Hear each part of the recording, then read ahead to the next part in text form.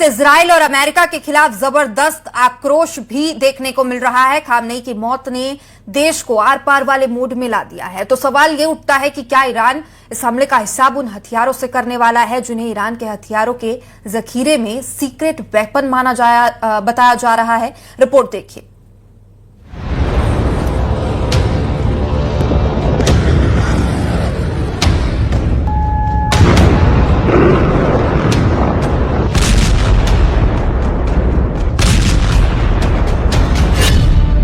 क्या ईरान लेगा परमाणु बदला?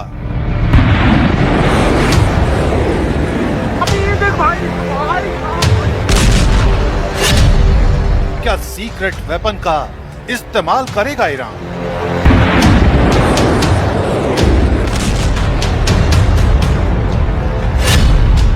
क्या ईरान चलेगा तबाही की चाल?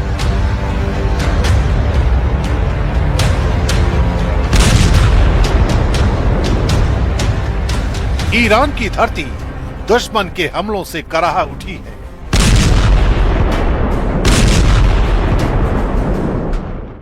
सुप्रीम लीडर मारे जा चुके हैं। आईआरजीसी के कई दिग्गज मौत की नींद सो चुके हैं। इतने भारी नुकसान की आग ने ईरान में प्रतिशोध की ज्वाला को भड़का दिया है। तो क्या अब ईरान से जो बवंडर उठेगा वो सब कुछ खत्म कर देगा?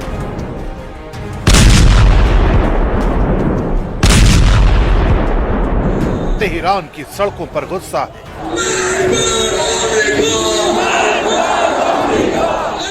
मस्जिदों में मातम है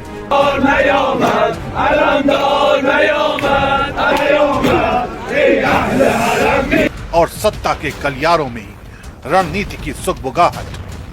आईआरजीसी ने कठोर बदले की चेतावनी दी है। सवाल है, क्या यह बदला पारंपरिक मिसाइलों और ड्रोन तक सीमित रहेगा या ईरान अपने परमाणु कार्यक्रम को खुली चुनौती में बदल देगा?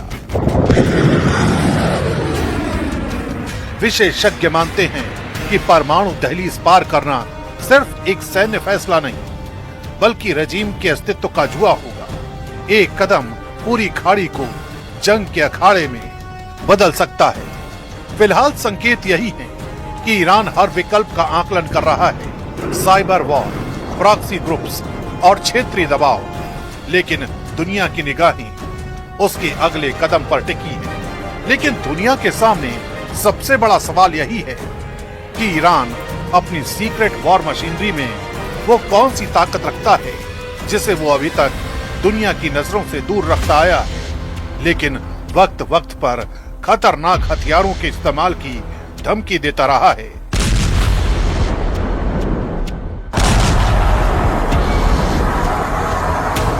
दावा किया जाता है कि इस बदले को अंजाम तक पहुंचाने के लिए ईरान किसी भी हद तक जा सकता है। इजराइल अमेरिका के हमले के बाद ईरान ने जिस तरह से अलग अलग देशों में एक साथ हमले किए हैं वो उसकी ताकत का ट्रेलर माना जा सकता है। और ईरान भी यही कहता आया है कि युद्ध उन्होंने शुरू किया है लेकिन अंत हम करेंगे।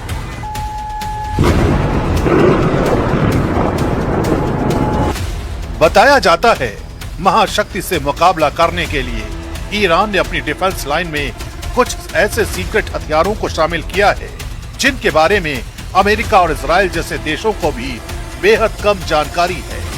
इन सीक्रेट हथियारों की चर्चा सालों से होती रही है।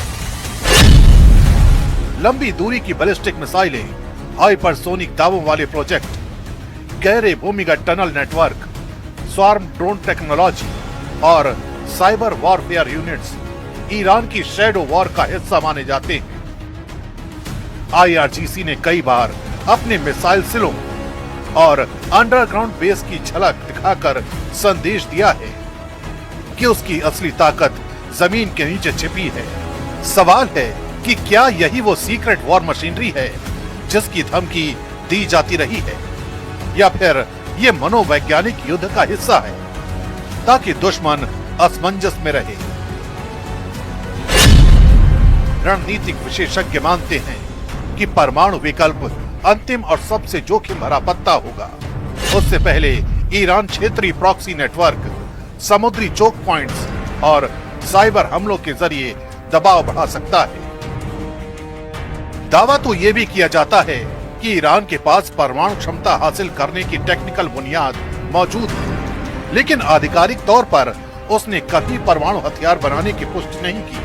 IAEA की रिपोर्ट में यह सामने आया है कि ईरान ने हाई लेवल तक यूरेनियम संवर्धन किया है, जो सिविल न्यूक्लियर प्रोग्राम और वेपन ग्रेड के बीच की संवेदनशील रेखा को छूता है।